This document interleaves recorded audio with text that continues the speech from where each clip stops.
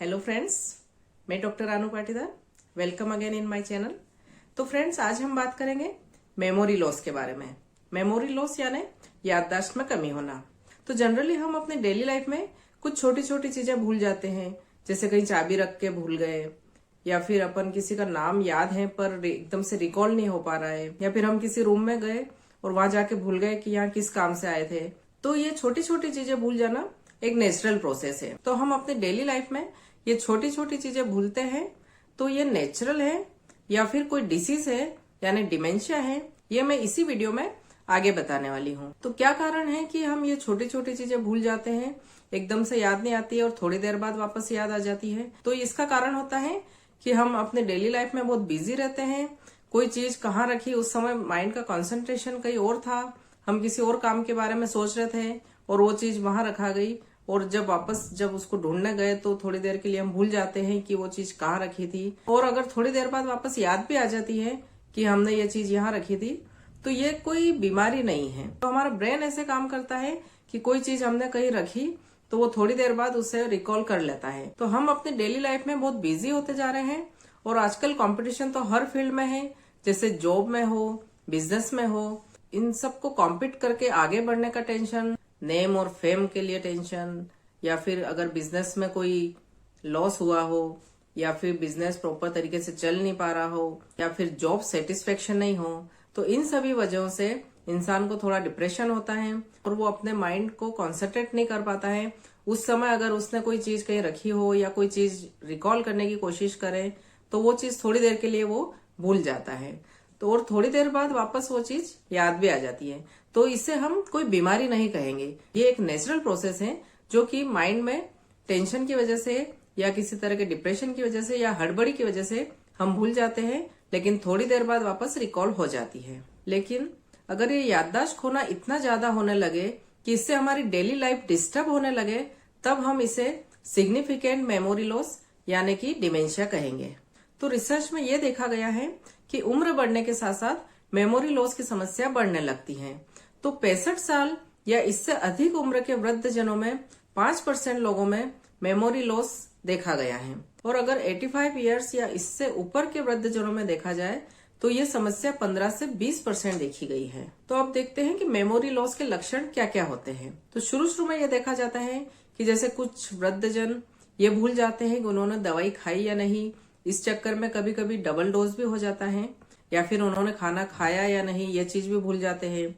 Financial problem होने लग जाती है, उन्होंने किसी को मनी दे दी है लेकिन वो भूल जाते हैं, वो डबल दे देते हैं। या फिर कभी मार्केट गए, 5 रुपए की चाय पी या उसकी जगह 500 रुपए दे के आ गए, तो वो धीरे धीरे ये चीजें भूलने लग जाते हैं। और जैसे कि चाबी कहीं रखी और भूल जाते हैं, गाड़ी कहीं पार्क करी और आते समय ये भूल गए कि गाड़ी कहाँ पार्क करी थी, या फिर मार्केट के लिए निकले, रास्ते में ये भूल गए कि वो किस काम के लिए निकले थे। तो ये छोटी छोटी समस्याएं होती है जो कि शुरुआती लक्षण होते हैं। तो अब देखते हैं याददाश्त कम होने के कारण क्या क्या हो सकते हैं। तो वृद्धावस्था में 70 से 80% केसेस में मेमोरी लॉस का जो कारण होता है उसे हम अल्जाइमर डिसीज कहते हैं। तो वो वास्कुलर काज हो सकता है, जैसे कि ब्रेन स्ट्रोक। तो ये हेमरेजिक ब्रेन स्ट्रोक हो सकता है या इस्चेमिक ब्रेन स्ट्रोक भी हो सकता है। तो अल्जाइमर डिसीज के शुरुआती लक्षण होते हैं जैसे कि वृद्धजन अपने ही घर में किसी कमरे में गए और ये भूल गए कि वो किस काम से आए थे, या फिर मार्केट गए तो वहां जाने के बाद ये भूल गए कि उनका घर कहाँ है, या फिर धीरे धीरे लैंग्वेज प्रॉब्लम भी होने लग जाती है, उन्हें कुछ शब्द याद नहीं आते हैं, उन्हें चिड़चिड़ापन होने लग जाता है, डिप्रेशन आने लग जाता है, उन्हें लगता है कि वो जो बात कह रहे हैं वो फैमिली मेंबर उन्हें गलत प्रूव करने की कोशिश कर रहे हैं, इससे उनमें और चिड़चिड़ापन पैदा होता है। तो इससे फैमिली में भी प्रॉब्लम्स होने लग जाते हैं, जैसे कि उन्होंने खाना खा लिया लेकिन वो भूल जाते हैं। तो घर में किसी ने आके पूछ लिया कि आपने खाना खाया कि नहीं, तो वो ये भूल जाते हैं और बोलते हैं कि नहीं अभी मैंने खाना नहीं खाया। तो इससे फैमिली के अदर मेंबर्स ये सोचने लग जाते हैं कि ये हमें गलत प्रूव करने की कोशिश कर रहे हैं। तो ऐसे समय में आपको उनको सपोर्ट करना है और कोई गलत फहमी नहीं करना है। धीरे धीरे उन्हें ये फील होने लग जाएगा कि फैमिली में मेरी कोई सुनता नहीं है, या फिर मैं झूठ बोल रहा हूँ, ऐसा मानते हैं। तो इससे उनमें और चिड़चिड़ापन बढ़ने लग जाएगा, डिप्रेशन आने लग जाएगा, और उनके ये डिसीज की प्रोग्रेशन और बढ़ती जाएगी। इसलिए उन्हें पूरा फैमिली सपोर्ट मिलना बहुत जरूरी है।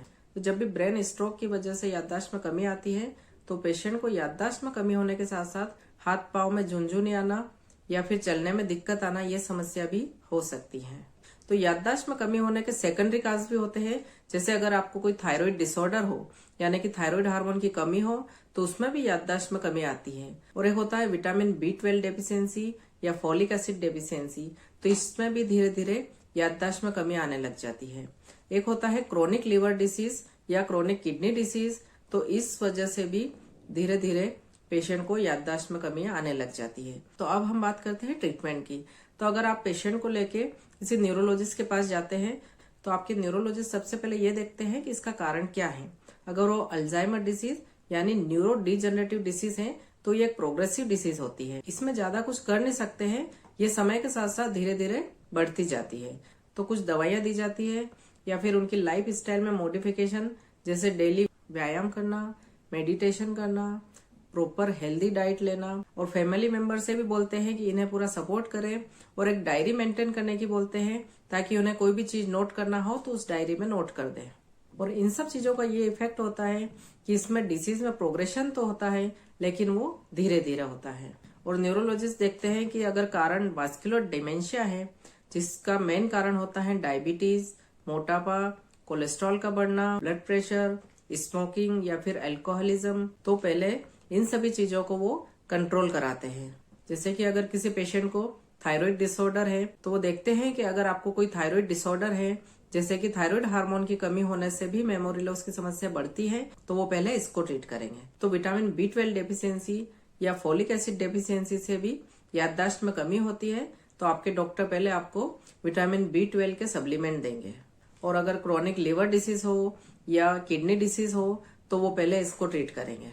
इसके अलावा व्यायाम करना, मेडिटेशन करना, प्रॉपर हेल्दी डाइट लेना, और ट्रीटमेंट का ही एक पार्ट होता है फैमिली सपोर्ट, ताकि उन्हें चिड़चिड़ापन या डिप्रेशन ना हो और उनका जो डिसीज का प्रोग्रेशन है वो स्लो हो। तो अगर आप भी अपनी डेली लाइफ में कोई छोटी छोटी चीजें भूलने लग गए हैं लेकिन थोड़ी देर बाद वापस वो चीज याद भी आ जाती है, तो आपको घबराने की या डरने की कोई बात नहीं है, क्योंकि ये एक नेचुरल प्रोसेस है। आपको कोई बड़ी बीमारी या डिमेंशिया नहीं है।